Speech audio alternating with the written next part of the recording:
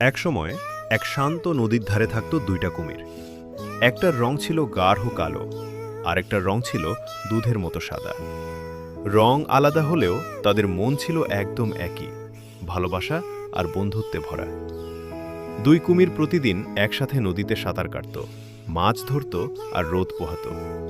কালো কুমির খুব সাহসী ছিল, আর সাদা কুমির ছিল খুব বুদ্ধিমান। কোনো বিপদ এলে তারা একে অপরকে সাহায্য করত। একদিন নদীতে ভীষণ বন্যা এলো। অনেক ছোট প্রাণী ভয় পেয়ে দিকবিদিক ছুটোছুটি করতে লাগলো। কালো কুমির আর সাদা কুমির মিলে সবাইকে নিরাপদ জায়গায় পৌঁছে দিল। সেই দিন থেকে নদীর সব প্রাণী বুঝে গেল বন্ধুত্ব আর একতা তা কত শক্তিশালী। রং আলাদা হলেও তাদের বন্ধুত্ব কখনো ভাঙেনি। তারা প্রমাণ করল সত্যিকারের বন্ধুত্বের কোনো রং হয় না।